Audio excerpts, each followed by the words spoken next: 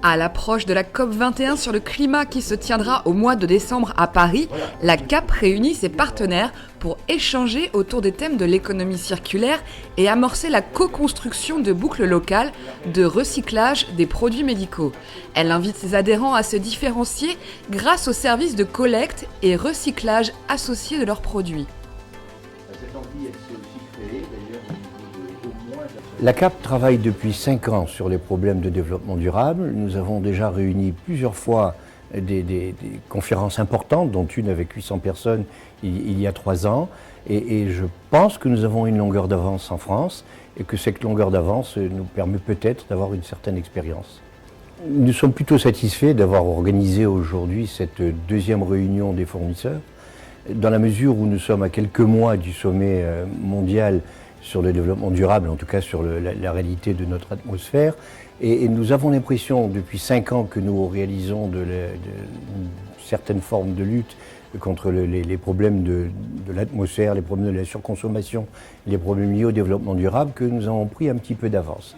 Alors en fait, Bebron a développé une solution de valorisation de sa poche EcoFlac qui consiste en une valorisation matière, donc du matériau constitutif, le polyéthylène basse densité, et qui repose sur une logique de cycle de vie, plus communément connue sous le nom d'économie circulaire, puisqu'on a un recyclage du matériau. Donc sur les mini-biberons, nous avons un partenariat avec l'entreprise Blédina avec qui nous collectons les mini-biberons dans les maternités depuis 2013. Donc c'est un programme vraiment clé en main qui a été personnalisé pour les équipes des maternités. L'idée c'est d'avoir un programme rapide à mettre en place et facile d'utilisation pour ne pas compliquer le quotidien de ces équipes.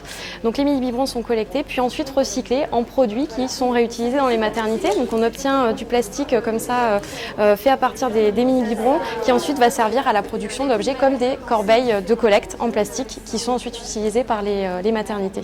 La démarche globale pour nous était d'identifier déjà le gisement de déchets, de pouvoir le quantifier et ensuite de pouvoir trouver des solutions derrière pour les revaloriser ou les recycler. Donc on a identifié au sein de notre établissement une 50aine de filières et on a essayé au maximum de pouvoir soit le recycler, soit le revaloriser énergétiquement ou le réemployer. Depuis 2013, les catalogues de la CAP intègrent un indice vert développé par la CAP pour mesurer l'engagement en développement durable des industriels et prestataires de services. Il permet aux acheteurs des établissements sanitaires et médico-sociaux désormais avertis de responsabiliser leurs achats en choisissant des produits ou des services de prestataires engagés. 60% des industriels référencés dans les catalogues de la CAP ont accepté de jouer le jeu et évaluent leurs performances, preuves contrôlées à l'appui, sur les 3 piliers environnemental, social et économique d'une démarche en développement durable. Parmi eux, en 2015, 35 ont obtenu le niveau A de l'indice vert, 36 le niveau A+, et 26 le niveau A++.